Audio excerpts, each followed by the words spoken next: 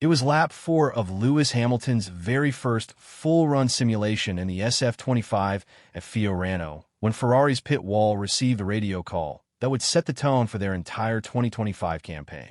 "Brake feel, something's not right," Hamilton said, short, clipped, but loaded with significance. It wasn't a betting an issue or a brake temperature anomaly. This was deeper. The same driver who became synonymous with late braking perfection was telling Ferrari their brake-by-wire system didn't give him the confidence he needed. A revelation that exposed a subtle but potentially devastating flaw at the heart of Ferrari's title challenge. In Formula One, trust in brake feel underpins not just lap time, but driver psychology, tire life, race strategy, and ultimate performance over a Grand Prix weekend. Hamilton's discomfort was immediate and unequivocal. This wasn't just different, it was wrong. How could Ferrari, with all its history and engineering expertise, produce a braking system that left one of the sport's most accomplished drivers feeling disconnected? The answer lies not in 2025, but in foundational decisions taken 2 years earlier when Ferrari's braking philosophy was tuned around Carlos Sainz's feedback. A decision now reverberating through every braking zone and corner entry of this championship fight. To understand this brake balance dilemma, we must rewind to 2023 when Sainz, Ferrari's most meticulous technical driver at the time, consistently requested a more rearward brake bias and a smoother, less aggressive brake-by-wire response curve. His style emphasized entry stability, favoring predictability over sharp initial bite. Ferrari adapted. These changes were institutionalized over 2 seasons, quietly becoming part of the DNA of the SF25. Yet Hamilton's requirements could not be more different. He's famous for exploiting the limit at turn-in through subtle brake modulation at the threshold of lockup. At Mercedes, Hamilton had a brake-by-wire system tuned with hyperlinear response, a seamless relationship between pedal pressure and deceleration that enabled deep trail braking and fluid rotation at corner entry. The SF25 system, by contrast, feels muted and distant to him, engineered for a style of stability, not sensitivity. This isn't something solved by a few millimeters of brake bias adjustment. It demands a fundamental remapping of the brake-by-wire response curve, hydraulic assist profile, and electronic damping characteristics.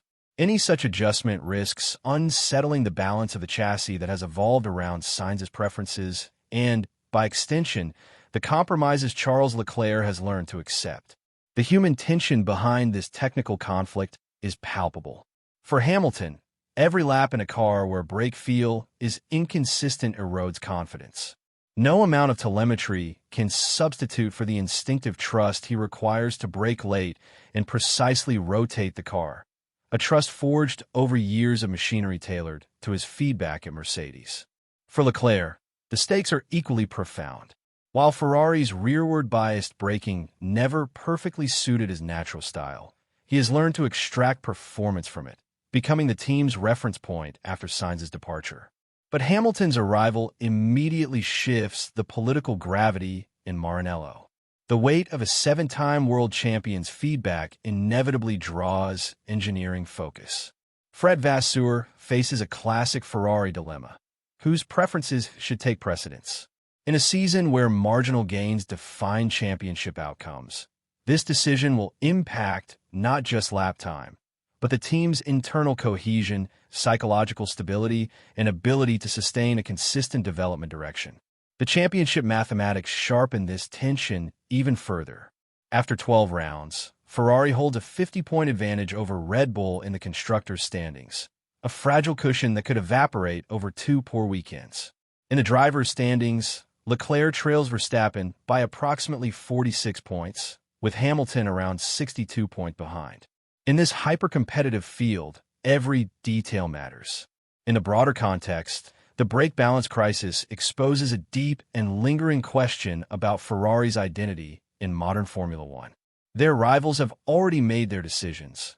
Red Bull will build around Verstappen, Mercedes around Russell. Ferrari remains trapped between 2 poles, accommodating 2 world-class drivers without fully aligning their machinery to either. This indecision has become symbolic of Ferrari's struggle to reassert dominance in the most competitive era in F1 history.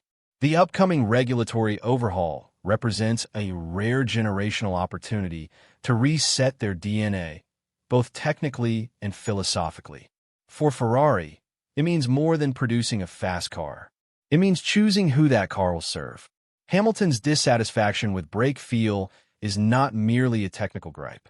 It is a symptom of this larger identity crisis. Will Ferrari continue to hedge between philosophies and fall short?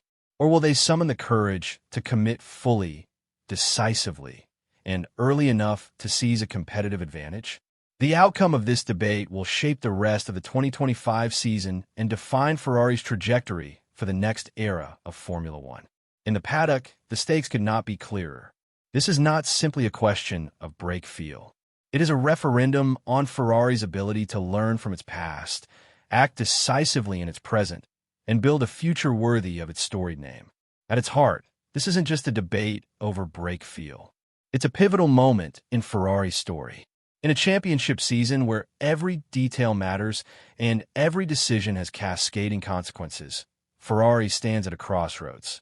Adapt, align, and commit to a clear driver-led philosophy, or continue balancing competing preferences and risk losing their hard-fought momentum. The brake balance crisis may seem like a technical subplot, but it is in fact a mirror reflecting Ferrari's larger identity crisis, a test of whether they can evolve into a modern, ruthlessly optimized team capable of winning in Formula One's most competitive era. The decisions made in the quiet corners of Maranello today will echo not just through the rest of this season, but into 2026 and beyond. For Ferrari, Hamilton, and the next race is more than a battle for points. It's a battle for direction, clarity, and ultimately the right to shape the future of this legendary team.